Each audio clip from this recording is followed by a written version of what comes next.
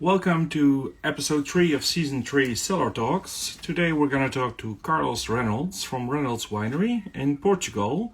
So first time we're going to visit Portugal with the show, and we'll just wait a couple of minutes until Carlos Reynolds has updated the app. So in the meanwhile, please continue to share what you guys are drinking, and we will just wait a couple of minutes until Carlos is ready with updating the app.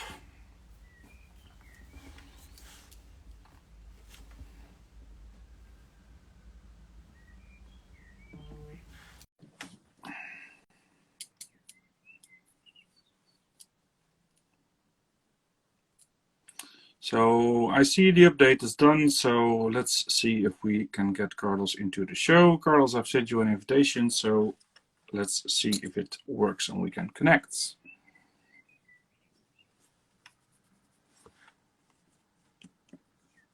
You drink a lot. Zweigelt from Austria, that's nice. And a Cape Red. So in the end, we've got 3 different countries already, and we've got somebody from Switzerland. So please continue to tell us what you guys are drinking while we have to wait to get Carlos into the show. Shiraz from the Falls. Very nice. Well, at least today we're going to drink a red wine. So if you're drinking red wine, you're at least in the same category. And let's see if we can get Carlos in here.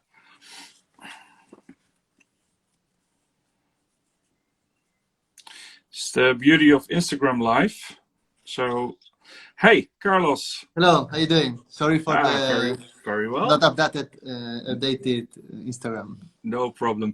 I will just do a quick introduction again. So obviously we're recording always the show, so everybody can know that we're starting from the beginning, and nobody knows that we had to wait for updating the app. We just forget it, we cut out of it, and it's now we go live. So perfect. Okay. Welcome everybody. Episode 3 of season 3 Cellar Talks, and today we're in Portugal, and actually it's the first time, so I'm happy to have you here, Carlos. We're going to talk about Reynolds Winery. And yeah, like I said, first time we're in Portugal. So we were in Spain, but never in Portugal. And there's a lot of questions and a lot of things to learn. So maybe we start with an introduction for yourself, about yourself. Yes, sure. So I'm Carlos Reynolds. I'm part of the Reynolds Wine Growers family in Portugal. I represent the 7th generation. I wasn't born in Portugal, actually. I was born in Spain. My grandmother was Portuguese. My father is half Spanish, half Portuguese. And by chance, I was born in Spain, but I live my life between Spain and Portugal, as many people from this area do. And my early years were spent in Spain. I studied university in Spain, and then I worked in Spain most of my early years, and then I moved to other countries. I lived in England, and I went there to try and learn the language. Didn't success much, but well, I think you're doing great. So then also I did several things, working in different fields, construction business, and many things, and but I never forget about my roots. I always, every summer, I used to come to the vineyard to work in the vineyard, to learn every single process of the winemaking, since harvesting, the winemaking process in the winery. I've been tasting wine since I were very young, but never thought about joining the family business for good until probably 5-6 years ago, where I had the call from my father. I'm an only child, and he said, "Listen, it's about time you come back party home." time is over, Carlos. Yeah, so I decided to join the family business for good, and I started mainly, obviously, learning. I still do. I learn every day. But I started trying to sell the wine in different countries, and that's that my main job here is The commercial role, the sales role for the company, that's yeah, what you focus on mainly. Yeah. yes, and also it's a small winery, small team, So you so do a lot of we things in the exactly end. so we make decisions all together and all these kind of things. People see the nice painting of the pergola behind you, so they're really paying attention, not just about you. Very good, good. So that's a great story. I mean, you went out, you even went abroad to work and to study, to learn, and then you came back into the winery. Yeah, it's a family winery, so we talk a lot to family wineries. Normally in the show, most wineries we talk to are family wineries, and in the end, at some point, the question always comes, yeah, do you want to go back into the company, or not even a question maybe, but Yeah. if you really didn't want to, then maybe they wouldn't push you, but it goes like it goes. I mean, this is just your DNA, you grow up with it, so it's really a part Yeah, of sure, your life, I sure. can imagine. Yeah. Yes, So how it works. well, let's then go into a little bit about the winery, because obviously people that don't know you or don't know the winery, they might be thinking, okay, this is nice. The guy is Portuguese and Spanish, and he lived in England, but why is the name Reynolds? It's an English name, people would Yeah. say. So we start a little bit with the history, how Reynolds came into Portugal. Okay, so obviously it's not a Portuguese name; it's an English name. And my ancestors, about 200 years ago, Hmm. they moved from London to north of Portugal, moved to the idea of producing, mainly was producing cork. They Yeah. were cork producers, and they established in north of Portugal around Porto, Hmm. and but they moved down to Alentejo where most of the cork trees are, and they were buying land and producing cork, and they were pioneers in the industry of the cork to do it how it's done in the modern times, and they were selling the cork tops to the French wine producers. Okay. So they So had factories, cork factories, and yes, producing locally, producing and then selling to French winemakers, yes, more or less.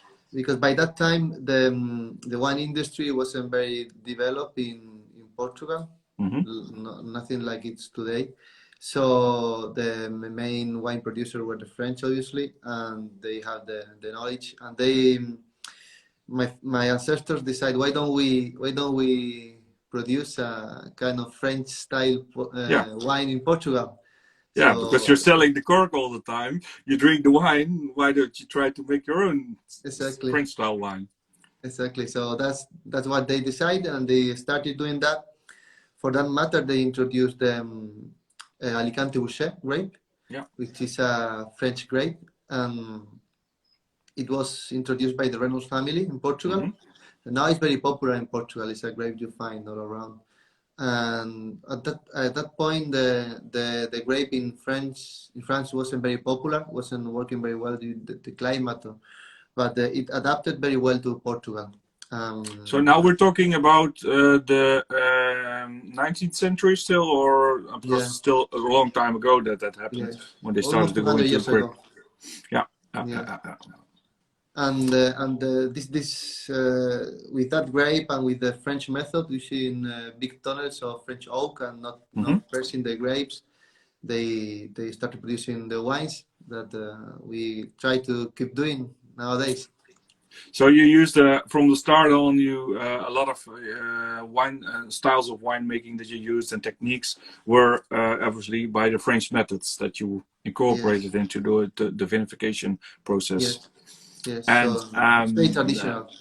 yeah, and the grapes that you have, because we will go a little bit later into which wines and which grapes. But well, you said already, Alicante Bouschet is French, but it's now more Portuguese than it It is is. French. It's turned around, obviously.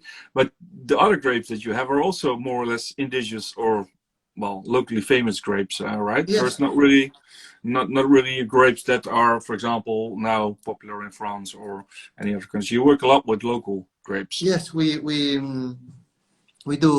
are proud of our Portuguese grapes. Portugal Hmm. is known for having, I think it's around 300 different indigenous grapes, and obviously we have to take advantage of that Yeah. because it's a beautiful way Uniqueness. of producing wines that you have these many options, you know.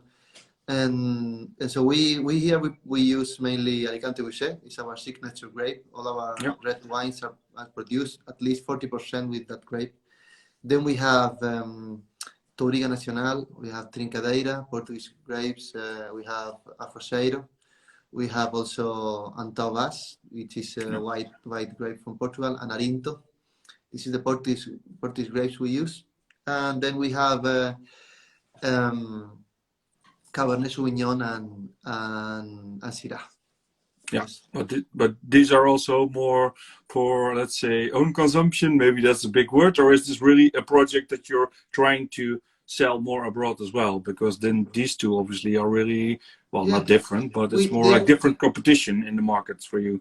yes, no, but most of the all the wines we produce here are a blend with different Yeah, grapes, and we add for example we add Syrah to the wine. It's like adding the salt and pepper to the yeah. steak, you know. So That's I it like works that very well. analogy. Yeah, yeah, yeah. Because I think that's something I want to touch on later. Yes, blends is your trademark. Maybe I would say. I mean, you make great combinations, and we're gonna taste today one of your wines. I'm just gonna show it to the audience. What I mentioned it before. This is one of the blends that you make, and with this one, you actually include yes, Cabernet Sauvignon. 10%. So Yes, this is a nice example of how you use 10% of this wine and use the Cabernet Sauvignon for that. yes, So the salt and the pepper a little bit yes, for the exactly. ingredients. Good.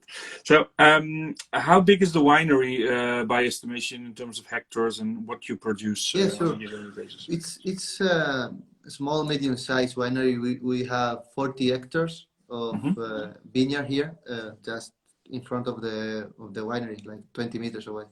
And then we also have some plot of lands that we work with in the Sierra de San Mamede, which is Hmm. mountains close by. It's a natural national park, and we have small plots like 4 hectares, 5 hectares, where we produce also some other grapes, white grapes mainly.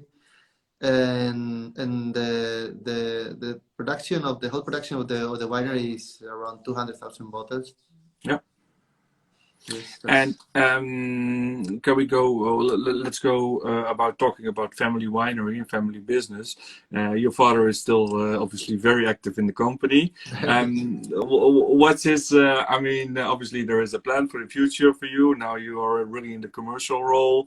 Do you see any change for your role in the future there? Obviously, at some point your father would want to retire, but maybe I don't think in so. terms of, sorry. I don't know. You don't know. Maybe he wants to stick around as long as he can. That's the option. Yeah, Huh? I like I It's like I hard. like him to do that. No problem with that. It's hard to let go and take your hands off. Huh? Yeah. No, but I talk a lot about this when you're in a wine family and then you come into the family, working into the family. You start with what suits you best in terms of activities Yes. and roles, but there is obviously a lot more.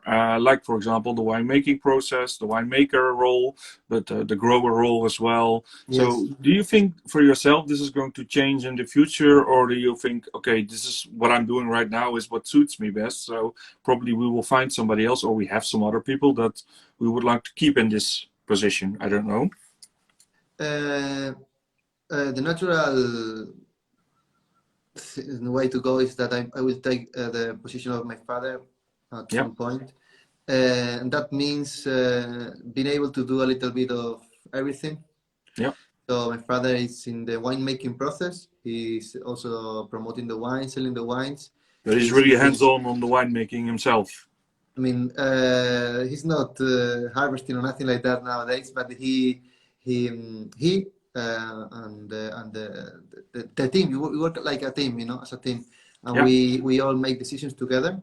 But yeah. obviously, I have to respect the elderly. You know, my father Of has course. experience, and he knows a lot more than me about the how the wine's gonna evolve and everything.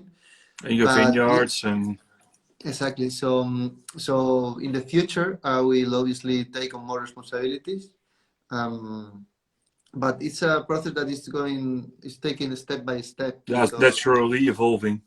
yes, Yeah. and every day I'm learning more about the everything that happens here, because also things are changing. Yeah. When I started harvesting here, we harvest by hand. Now we have machinery, and by at that point we didn't have we weren't working with our own yeast, for example. Yeah. Now we work with our own yeast. So things are changing. Now we are In 5 years already, or what is it? When you came, is 5 years ago or something, or what did you say? yes. No. Yeah. So, I mean, when so I when you was grew up, exactly when I was like 18 years old or 16, I was coming every summer here. but you see the But changes. yes, we see many changes, and now even now we are sustainable. We're getting this biodynamic certificate probably in a couple of years. So it's It's an ongoing process of changing. exactly Uh, yes, uh, uh. And obviously, every year you have only one try, and this is well, it's the beauty, but it's also the curse of being a winemaker, because in the end you have one shot every year.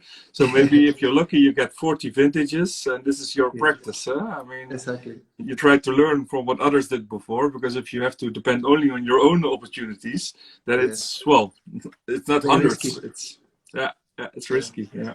So about the region where where you're located. So Alentejo, am I Yes. pronouncing it more or less right? Because Yes, if I perfect. don't, okay. Alentejo. So tell us a little bit about that. You said already national park, but I know it's close to Spain, to the border as well. So Mm.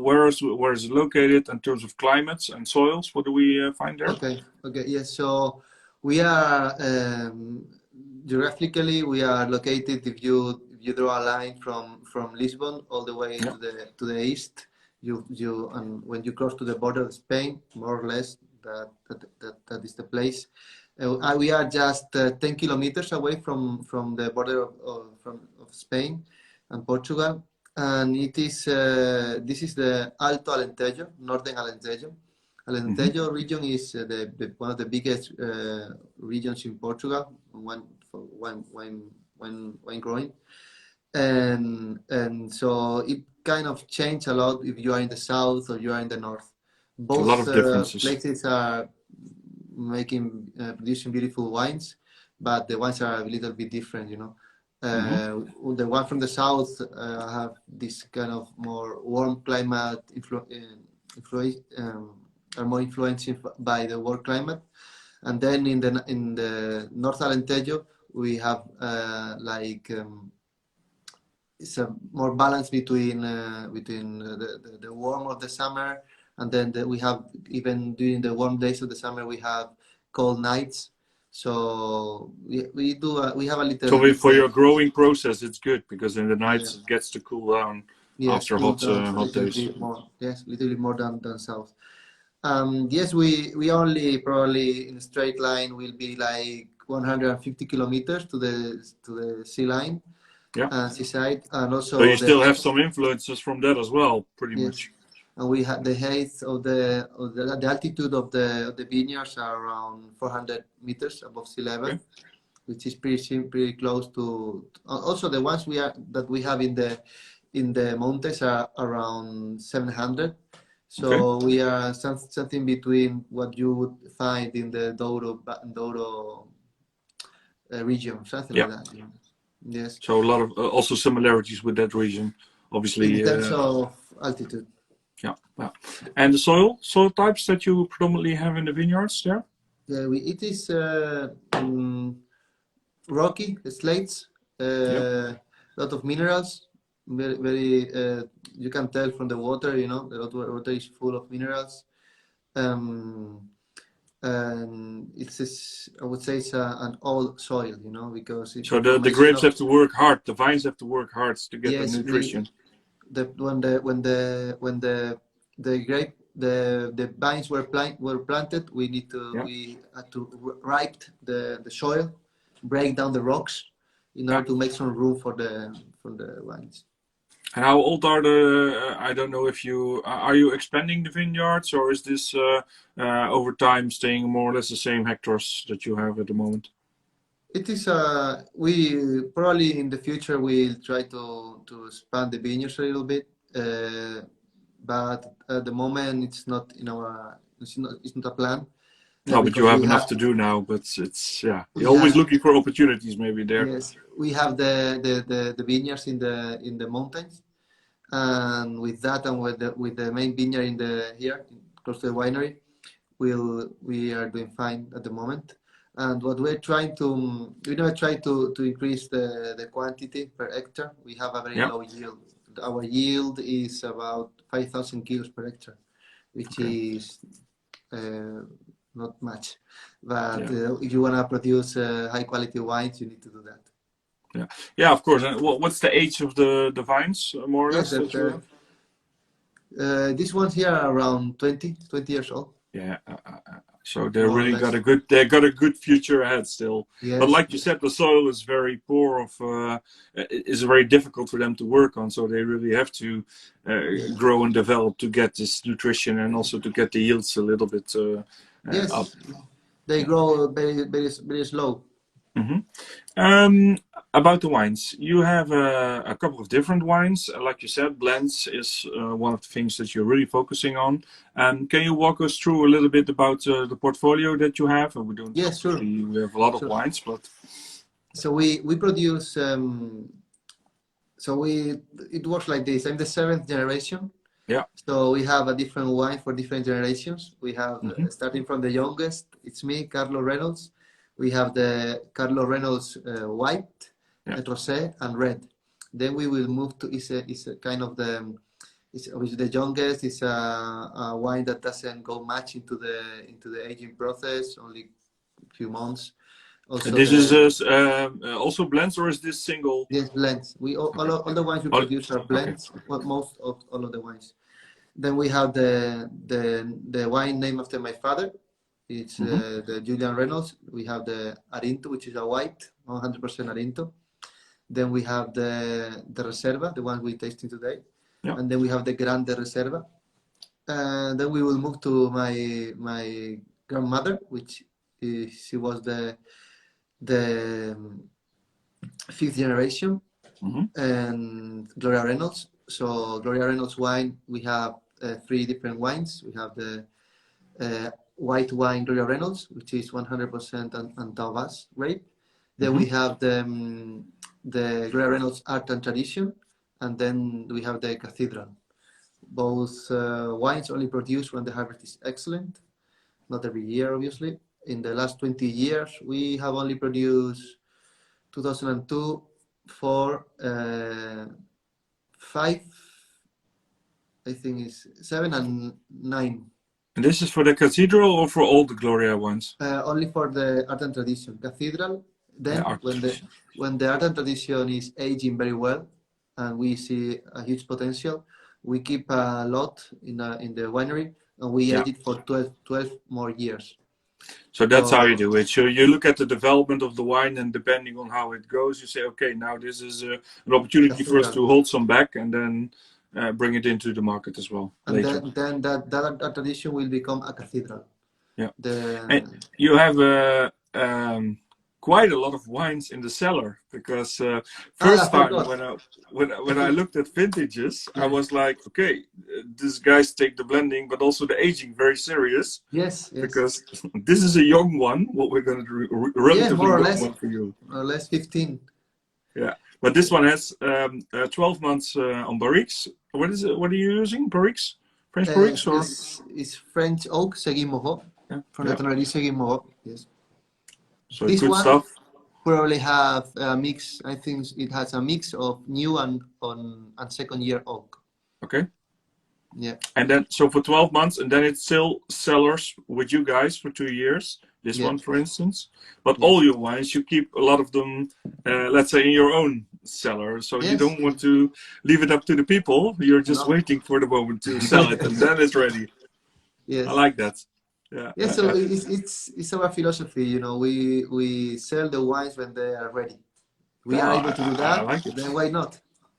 Oh, but I like it, and I think you know best what is the perfect condition for them. If you Yes. have enough room, I mean, this is the only thing you have to have a big cellar because it grows and grows. But I think it's really nice that when people buy it, they can just be assured that if they want, they can just drink it, and they don't have to think about okay. Of course, you can still age it in your own cellar, and it's Yeah, sure. probably evolved still. But it's nice that you can just okay, say for example, let's take. So we now have the Reserva, but we could have taken the Grand Reserva, which you sent me as well. So what's the difference between the Reserva and the Grand Reserva, for instance? The grapes. I mean, the selection of the grapes. And Yeah, then with that grapes, we need a little bit more of barriques, yeah, and then we can age it longer, you know? yeah. So all the wines, the production start in the vineyard. Okay. With the grapes we have, then we decide what wine we're gonna produce. So in this case, with the Grande Reserva, the Grande Reserva started as a Gloria Reynolds Yeah. that wasn't produced that year, you know. So Aha. we only produced when the So you have sort of a flow chart in your head. It's not on yeah, paper, but in your head. Okay, if this happens, then it becomes this. If that exactly. doesn't work, it becomes this. So we always have an option. Yes, but nowadays we have to produce Grande Reserva every year, and thankfully People want it. we've been able to do it. So people like it, and the grapes are there to produce it. So yes, it's the selection of the grapes, and then it doesn't mean that the grapes that we put in the Reserva are not as good. They are different. No. They are grapes that they are thought to be aged that long. You know, the Yeah. wine is still beautiful, So you but look at the potential of the grapes in terms of the aging, more or less. That's exactly, your benchmark. What you use for that. Yeah. exactly. Yeah. Yeah. So before we move on, let's just start with some tasting because some people might think, Right. okay, when are they even going to drink a wine? And so I will just hold it up just one more moment. It's always in reflection, but okay, that doesn't really matter. So we have this one with I'm just citing here: 50% Alicante Bouschet and 40% Touriga Nacional, 10% Cabernet Sauvignon. Tell us a little bit about what is this is 2016. So about this vintage and about well, the wine in particular. So I will leave it up to you because you're the expert. Yes, as I said, the wines, when we produce the wines, we always look at the generation they represent, you know. So this wine represents my father's generation, and obviously my father is a very elegant person, smart, and it's a wine that has to carry that personality. Yeah. And I always like to describe the wines by the occasion you would drink the wine, you know, Okay. because the tasting is something that I let the sommeliers and people who are I know how to produce, but I'm not Everybody thinks about something else in the exactly. head. So this wine is produced with the idea in mind that it's a wine, a very special wine that will come for dinners, and that kind of wine that will bring you some aromas and some notes that evolve. When it's open, it keeps evolving, you know, Yeah. and you can enjoy every single sip, trying to find something new. So it has that complexity, but also has the option to be drink in a more informal way with friends and in a dinner or something like that, you know. So it's in the middle ground between a young wine and a Reserva wine, you know, although it's a Reserva wine.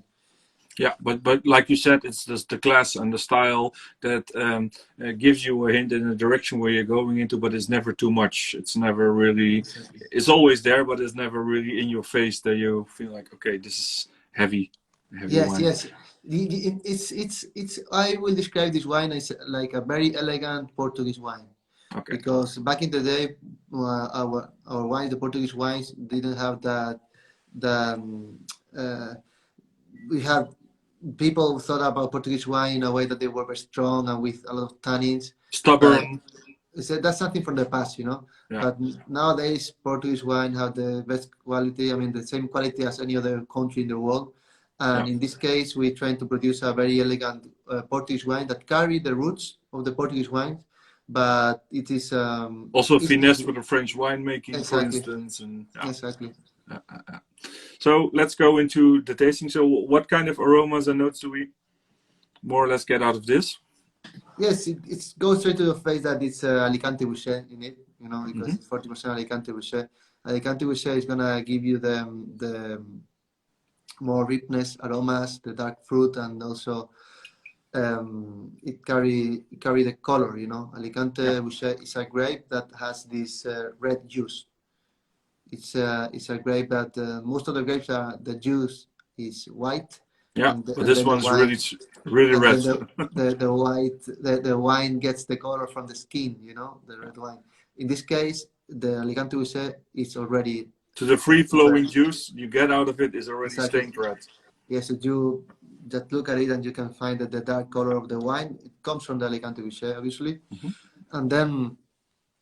and then yes, it's Alicante Bouschet mainly give you that aroma, as I said before, you know. Yeah. So let's taste and see what we get here.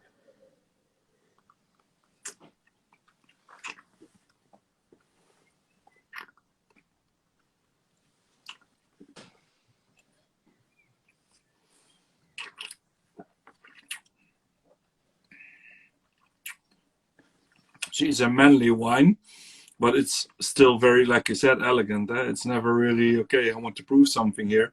Yeah. It's just let's say, yeah. I mean, I don't know your father. I saw the pictures. If you see the pictures, a lot of times you see the man, and you know what the man is Yeah. like. And I think in this way that you describe it, it makes sense for me. Yeah. So for the people that can't taste it with us, what do we get? You already talked about the tannins a little bit, but that's like I Yes. said, I would say it's pretty well balanced because you do have an extensive oak process and aging process. Yeah. Also has a beautiful aftertaste, in my opinion. Yeah. You notice when the wines are well done, when you have that aftertaste that keeps the aromas with you for longer, you can enjoy it longer, you know. Yeah, and the Obviously, aroma. So it's not the tannins or the acidity. no. It's really the aroma. So a lot of Yeah. times you have aftertaste, but it's about the tannins or the It's acidity. only burning. Yeah. I mean, this is not why you want to drink wine, I think, but Yeah. that's my opinion. But this one is different. You still on your tongue and your mouth and your throat, you feel the aromas that you talked Yes. about. So it's really consistent wine over the Yeah. whole It does come experience. from the concentration, you know, the fruit, you know, the fruit Yeah. is picked in the right moment, and we have the ability, as we are small and we have a small vineyard, that to pick up the grapes when they are exactly on point, And and you're close that's to the the winery, so you really have yes, only a short distance to. not less than 100 meters, Yeah, so it's perfect. yeah. Yeah, you don't No, want to lose too much. no, and we harvest at night as well, so Yeah, this I saw a picture. Yeah, that you were doing it. So I wanted to ask you: is this a one-time thing, or is this the standard procedure for you guys to do it at night? standard. Yeah, Yes, it because the has a lot of temperatures. advantages. It has Yeah, advantages because at night there is less bugs and flies and everything. yeah, Also, the grapes won't get warm, so they they arrive to stay the cool. winery exactly. Yes, and as you don't need people to harvest themselves the grapes, it's a machinery, so you can do it at night. Yeah. I saw people. If you want to see, there's a picture on your Instagram page for taking at one of the night harvests. So Yeah. you can see. So somebody asking, and what's the rationale to add the 10% Cabernet? So what does the Cabernet? You said salt and pepper, but it's more. Can you define a little bit why you choose for Cabernet and the 10% in this one? Well, it's mainly we look at the grapes that we have, and it's not a close recipe every year, so every year it Yeah. changes. So it's changing all the time. So if you look at the past harvest, the blend would be different, and the future we don't know. Yeah. And so when with what we have at the with the grapes that we have, we pick the ones that are gonna give you the consistency in the wine. So the next harvest, the next bottle you open from the next harvest is gonna be as good as this one, you know, Yeah. or at least it's gonna have the same profile. And sometimes we have to do some blends that are not usual, Yeah. because only by But tasting and by trying doing and that, you achieve this stability. exactly. Yeah. Exactly. And sometimes it's Syrah, sometimes it's Cabernet Sauvignon, sometimes we don't have even any, only Portuguese grapes. But it's the wines are made in the vineyard, and the nature is the boss. Yeah, So you have to deal with the cards you get. But like you said, if you want to take reference in personality to your wines, then you will have to stick to the personality. So you'll have to find another way to get to that. yeah, If you can't make it in the same recipe, you change the exactly. recipe. Yeah. Also, not only with the grapes. Every year we have a close collaboration with Seguin Moreau, the Tonnerie, Hmm. and every year we send the wines there, and they taste it, and they gave us their Feedback. opinion, the feedback, and also they come here. Not this year because of the COVID, but every year they Yeah. used to come here and taste the wines here, and with them we together we select the different barriques. So we say, It's okay, interesting because it's a very famous oak and barrique producer, maybe yes. the most famous one. So, Yes. what is the reasoning? I mean, it's easy to say, okay, it's the best one, so we go for it. But how did this happen? I mean, you're using them for a long time already, or Yes, since the beginning. and And how did that idea came up? I mean, is it your father or yeah, my longer father. ago? Yeah, my father started with them, and the idea was to have the best possible. And it's not, I mean, you can find for sure, you can find very good barriques and oak from other producers, Yeah. but the service they give us, and how they The taste the feedback, wines, the what they feedback. do to. Exactly. And also I think they are the only ones that can guarantee that the consistency on the wood, because they have these huge forests Yeah. where they have the DNA of the trees controlled. So it's all are clone one from So each you other. know So next year when you're going to get barriques, you know what you get. the It's not, same. Yeah, and it's important because this is your stable factor in the whole process. The grapes are not stable. This is every year exactly. different, like you said. So the barrique at least has to be stable. The wood. Exactly. That's something you can control. Yeah, that's true. That's true. So does it go so far that you go also to them and to pick the trees that are going to be used for the? Because I know that this happens. Huh? I don't Yeah. know what it is, but some people do it. They mark the trees that they want to have for That's a their. that's a bit too much. I don't know. Okay, this is what you don't do. No, we just taste the wine with them, and they have a lot of knowledge on how Yeah, the it because it's not. should be more than enough to be honest. Then Yeah, sure. yeah, And also they say, okay, this toast for the barrique, you need a little. I mean, you have like I don't know many different toasts, different yeah. for the different barriques, and it works different for different grapes because and Yeah. different years. One year the Alicante Bouschet has less concentration. We might need to try a different barrique. Hmm. Because we always, I don't know if you noticed, but even though this one has been in oak for 12 months, it doesn't have that oaky taste. No. You know, we run away from that. We use the oak to produce, but Yeah. we don't use to give any flavor to the wine. You use the natural benefits of having the oak barriques, but you Exactly, don't want to use it in the style of your winemaking because exactly. it's about the grapes and it's not about the Yeah, oak in that sense. yeah. I always like it, and I think it's sort of an art to find a way to do it like that because, well, I can imagine maybe for you it's different, but for me, it looks like a little bit of magic. How do you go not too far? It's not like a button that you can turn and No, no, squeeze tighter or looser. So, yeah, I can imagine that's not something easy to do, at least. no. But you get more experience. It's experience, and we all make mistakes. We all make Yeah. mistakes, and we have made mistakes in the past, and we will make mistakes in the future because it's natural. We are humans. Yeah, But but like I said, every vintage gives you one opportunity, and then you take it, and that from that you can learn. But the rest is, yeah, yeah, you better you you have to better wait. make notes of what you did wrong. Yeah, luckily you have more people and the family also in the company that will remember some stuff as well. So, but it's Exactly. true, you need to really take advantage of your learnings there. So, for the people, if they have any questions, just to let them know, you can put them in the chat or in the question mark box that is in the bottom. We already got some, so dealing with them as they come. But talking about questions, last week I had two sisters from Puglia.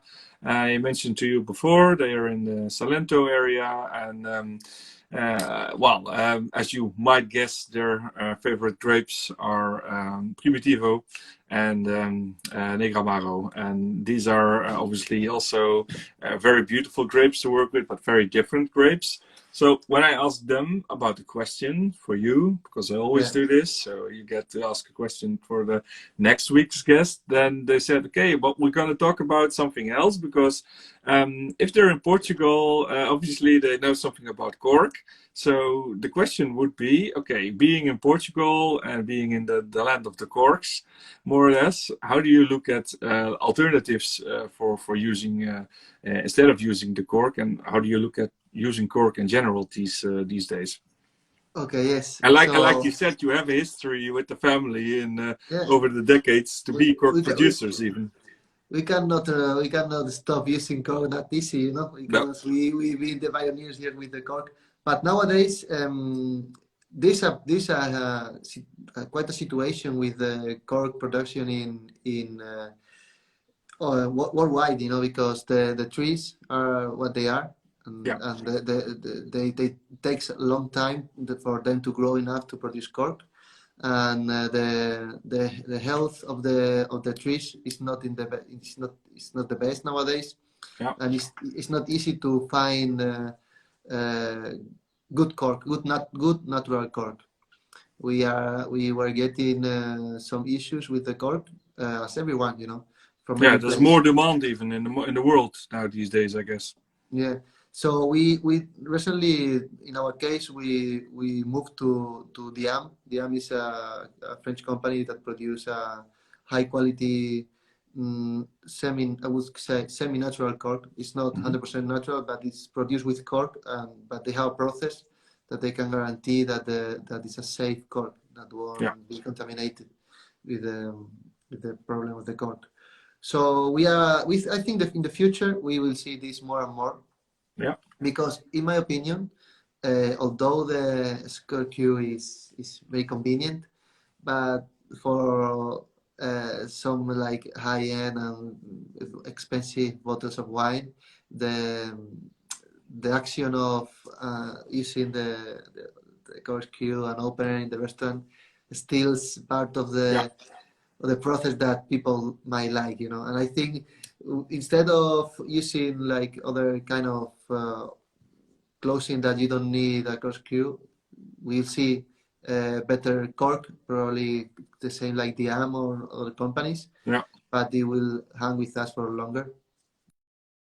Like you said, obviously, people have to look at the resources that nature gives us. So, yeah, I mean, if this is becoming more difficult, then an alternative like you guys are using is a good alternative, because it's Yeah. also being looking after nature and making sure that we can Yes. still keep on using it for the generations to come. And this cork is that's it. If I'm not wrong, they use all natural ingredients. They don't have like nothing like glue. No, it's Yeah. like I don't know exactly the procedure, but it's all natural and the biodegradable. I don't know the word in English. Sorry. Yeah. And so we are happy with it, you know. That's important for you, that it's natural and that you don't use any, let's say, And the chemicals. edits, chemicals, or whatever it is that needs Yeah. to be added. Good.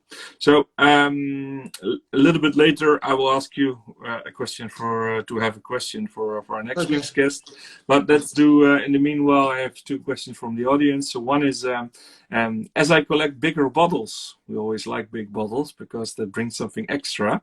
What is, in your opinion, the best format to keep the wine, so your wines, for a few years? Would you go for larger than 3 liters? I mean, what are you guys using producing in terms of big bottles?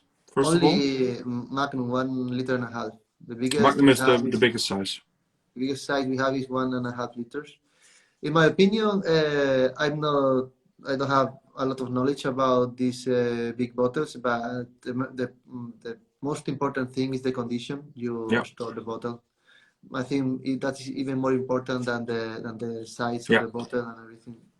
Now, And with some wines, they say because they need more room, more or less, to develop.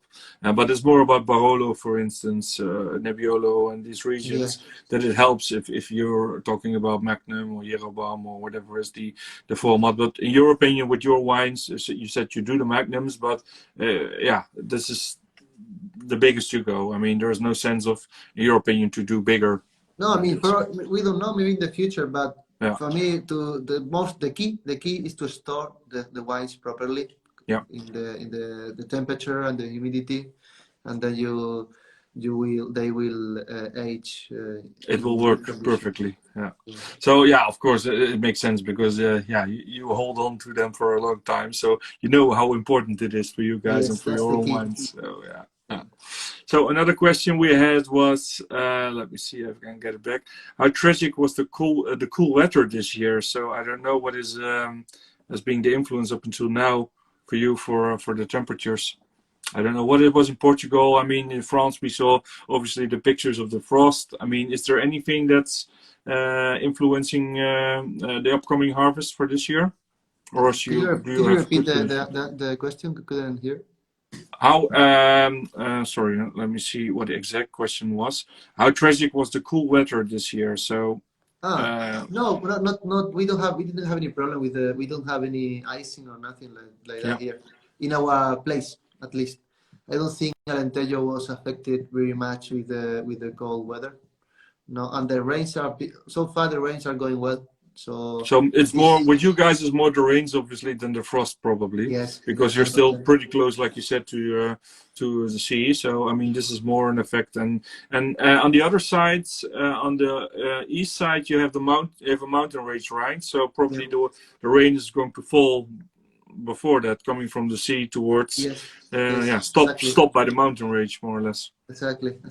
But I So saw some of your pictures on the Instagram. It looks always very green, yeah. everything, and not just the vineyards. So that means they get healthy doses of rain, but sometimes it's too much. Well, that means that we don't take many pictures during summertime. Then it looks different. Yeah. I saw some. You're right. Some of the summer pictures were not so green. Yeah. It's more No, but spring what yes, I see. yeah, the vineyard will obviously is green during summertime, Yeah, but everything else becomes yellow here. yeah, yeah. After May, June, it goes yellow, and I have then to say, judging the nature by the picture, it's really a nice environment, and like you said, probably the national park is yes, even yes, more. So I think people should, if they were going to Portugal, it would be nice if they wanna visit the region. And yes. you're a little bit further Well, away from everything, but in the end, what's 150 kilometers? Or if you take the car, it's a couple of hours drive, and you're there, and right?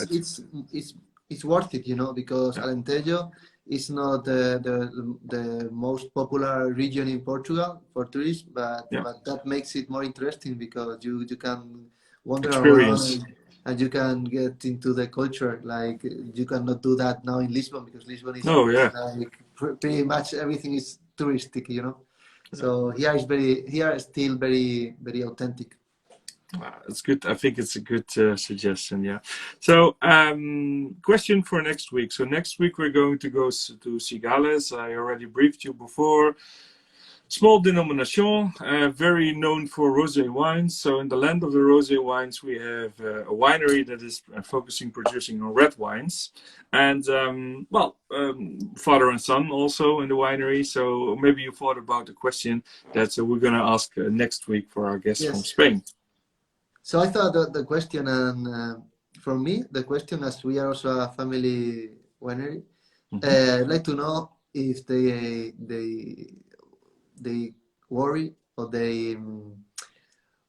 what do they think the next generation would do, like if they have something in mind when they think about the future of the winery and they look at the new generation. So do they have any worry? Are the next So generation things they involved want in to the change, or just the potential for the family to continue the winery, or yes? So the idea is are they are they working toward the next generation, or they are focused on the day by day at the main development? at the present. Yeah, Exactly. yeah. Yeah. So Bodega Cesar Principe, and these are the guests for next week. So next week I'm gonna ask them the question, and let's see what. Yeah, I also have the son in the show, so it's the same setup. Juan is going to join us. So yeah, I mean, I always would have not be nice to have your father here as well, but it's okay. I mean, you get a glimpse of the future. We can What's do going that to next happen. time. Next time, yeah. Well, or maybe I just make a holiday and visited you Yeah, over there perfect. because, yeah, like you You're said, more than welcome. it's really nice. Okay, so let's see. I don't know if there's any other questions, but if people have questions, they can still drop them in the chat. In the meanwhile, one question for me from my side. It's becoming more of a standard question, but I'm always curious about it. What is your favorite wines? What are your favorite wines for reds and whites? If you would not be able to choose Portuguese or your own wines, I mean, what is your personal Okay. preference? So What do you like to drink? yeah, sure. I like wines are these beautiful wines everywhere in the world. So normally I drink wines that I like, and also that they give me some memories, or that they take me to a different time, or they remember someone. Or so I remember working in Germany with promoting my wines, and exchanging bottles with some people from from Chile. Mm-hmm. And I enjoy very much that time. And so sometimes when I have the chance, I will buy some wine from Chile. And I like the Carmenere grapes as well, because that grapes you cannot find it here, and for us are very exotic. So also wines from Spain. I like drinking wines from Spain from people that I know. I had the chance to spend some time with the Emilio Moro family. Yeah. The Alberto Medina Moro, and he's been a very good friend, helping me with some stuff with the wine. And anytime I have the chance, if I'm in Spain, I will order a bottle of Emilio Moro from Very Ribera good. del Duero, and that's how I like enjoying the wines, Yeah, you have because the connections. You build connections throughout the world. I mean, exactly. it happens. I recall when I had Jean Belandraat in the show, he was talking about after one harvest in Rueda, going to Germany and helping in the Mosel area to do to harvest there, because yeah, there were different timings, so they were ready. And he just took the car, he drove there, and he still has a very good connection with Heimann Löwenstein in Exactly. Mosel. Great Riesling producers, but it's so different, and it's nice that you have these connections with people that are in the same business but very different, because every region gives you something else, and every wine making style Yes. gives you something else, Exactly. obviously. Exactly. And good So memories. yeah, that's good. That's good. So I have one more question, and I think we're going to wrap up after that. So, do you keep a library of all the vintages for reference? I can imagine, Yes. because you guys are really picky on when to ship the bottles, that you also have a nice library as well. Yes, we do. We do. We have all the wines that have been produced in the recent times from us, Hmm. and we have at least probably at least 100 bottles still. For every vintage that you keep. Yeah. Yes, from the Grande Reserva above, Reserva Yeah. some, but the big wines we keep like our library, and it's always nice to do a vertical tasting. You also that you learn a lot from that as well, huh? Because I Yeah. mean, yeah, nobody has a crystal ball, so you have to taste it to experience how it develops Yes, into yes. the future. Yeah, it's really nice. So I think with that we are gonna wrap it up, Carlos. Okay. So thank you very much. Obviously, when I'm around, I will come because I want to see how big is the cellar actually with all these bottles, because it You're must be welcome. huge because you're keeping all these bottles. So I can only imagine it's quite big. But I want to thank you for the show. I mean, it's been a great story, and happy to have you here. We have some more wines than just only the Julian Reserva, so I'm going to, over time, for the people, post some and do review on this. Thank you very Um, much. but this one is excellent. So I can only imagine that the other ones are equally excellent but different. So I would like to thank you. I don't know if you have any final words or something, No. but Yes, thank you very much for the opportunity. I enjoy very much. You'll be more than welcome if anytime you try to can visit Portugal. If this restriction you are able, you'll be welcome, and I will show you all the bottles. Very good, very good. So I have to say, as a final closing note, that I know you guys are working on also becoming popular in Holland more. So I think that's working out well. You did also some work in getting some popularity there. You have a great importer as well. So I think about different countries you're working in, but I know people will get more opportunities to buy your wines outside of Portugal. So I would just like to say to the people, keep your eyes out for the Reynolds wines, and Thank you very much. be sure to try them. So thank you very much, Carlos. Thank you. Have a nice evening, and You too. I hope to see you soon in the future, maybe in the winery. Okay, thank you. Thank you. See you then. Bye-bye. Bye-bye. So thank you everybody for watching. This has been episode 3 of season 3, and next week we're going to go to Cigales. So this is the small denomination who is producing our famous for rosé wines, but we're going to talk about red wines. Bodega César Principe, and Juan is the son that is about to take over in the future as well, and is active in the winery. So we're going to have a nice, interesting story there as well, talking about Spanish red wines and maybe still a little bit rosé wines. Thank you everybody for watching, and stay tuned for the reviews, and have a good weekend. Bye bye.